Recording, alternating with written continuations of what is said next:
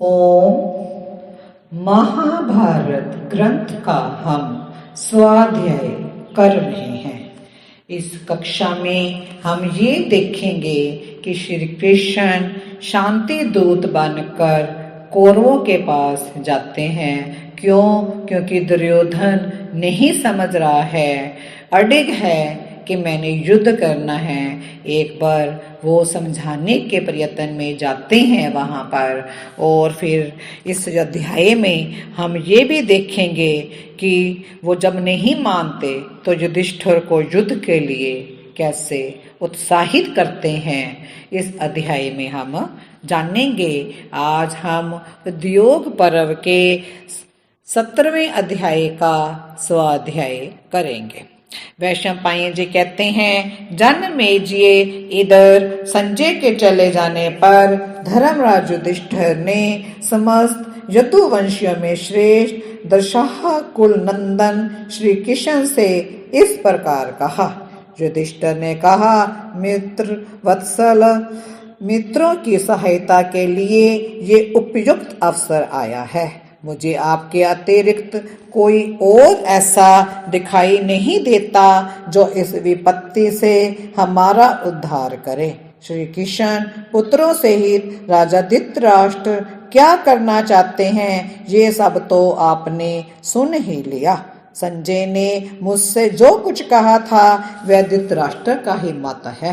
राजा धृतराष्ट्र को राज्य का बड़ा लोभ है, उनके मन में पाप बस गया है। वे अपने अनुरूप व्यवहार न करके राज्य दिए बिना ही हमारे साथ संधि का मार्ग ढूंढ रहे हैं।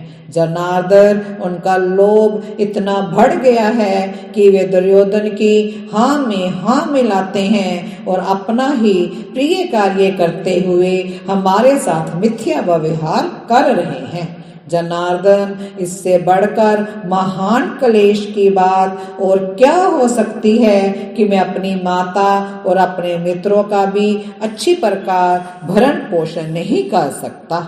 मधुसूदन, यद्यपि काशी, चेदी, पांचाल तथा मत्स्य देश के वीर हमारे सहायक हैं और आप हम लोगों के रक्षक हैं। आप लोगों की सहायता से हम संपूर्ण राज्य ले सकते हैं। तथापि मैंने केवल 5 ही गांव मांगे थे, परंतु दुरात्मा दुर्योधन सब पर अपना ही अधिकार मानकर उन 5 ग्रामों को भी देने की बात स्वीकार नहीं कर रहा।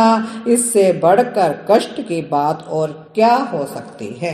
मनुष्य उत्तम कुल में जन्म लेकर और वृद्ध होने पर भी यदि दूसरों के धन को लेना चाहता है तो वह लोभ उसकी विचार शक्ति को नष्ट कर देता है और विचार शक्ति नष्ट होने पर उसकी लज्जा को भी नष्ट कर देता है।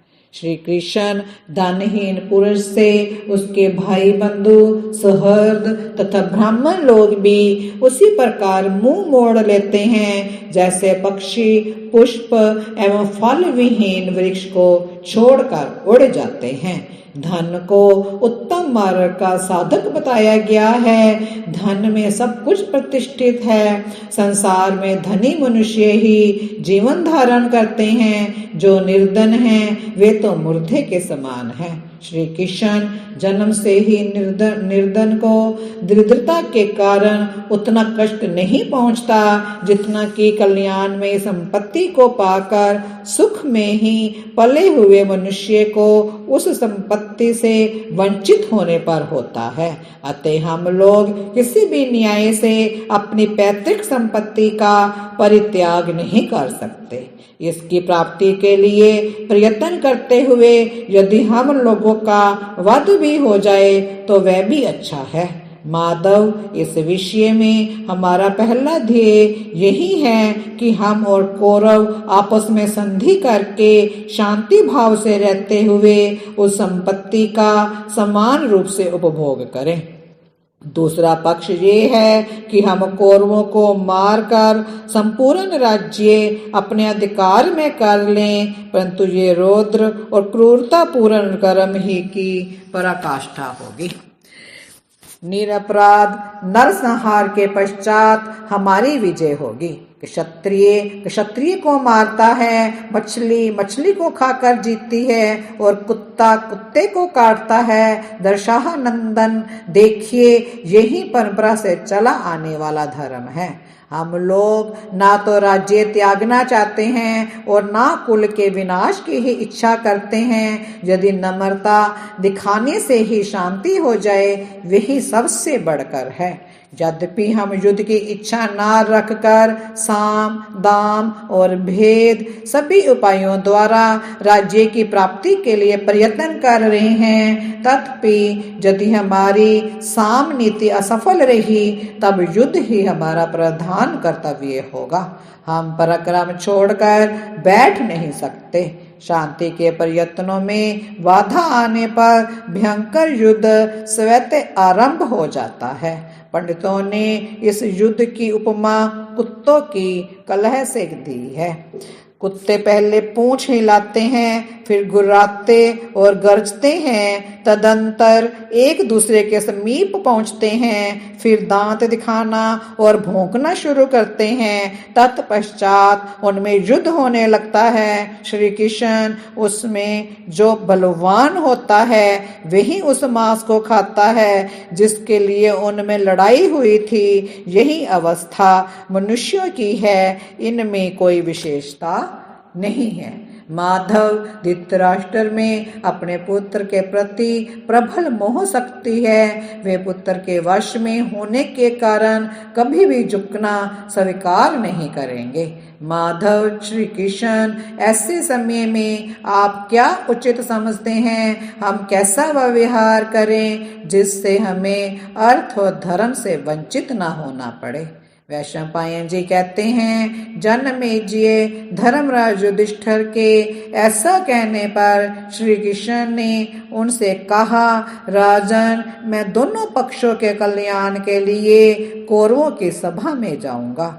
वहां जाकर आपके लाभ में किसी प्रकार की बाधा ना पहुंचाते हुए यदि मैं दोनों पक्षों की संधि कराने में सफल हुआ तो समझूंगा कि मेरे द्वारा ये महान फलदायक तथा बड़ा पुण्य कार्य संपन्न हो गया। युधिष्ठिर बोले, श्री कृष्ण, आप कौरवों के यहाँ जाएं, मुझे ये उचित नहीं जान पड़ता, क्योंकि आपकी अच्छी बातों को भी दुर्योधन नहीं मानेगा। माधव, यदि दुर्योधन ने द्रोहवश आपके साथ कोई अनुचित व्यवहार किया तो धन, देवत्व, सुख तथा संपूर्ण देवताओं का ऐश्वर्य भी हमें प्रसन्न नहीं कर सकेगा। श्री कृष्ण बोले, हे महाराज, धृतराष्ट्र पुत्र दुर्योधन कितना पापाचारी हो ये मैं जानता हूँ, तथापि वहां जाकर संधि के लिए प्रयत्न करने पर हम सब लोग सारे भूमंडल के राजाओं की दृष्टि में निंदा से बच जाएंगे।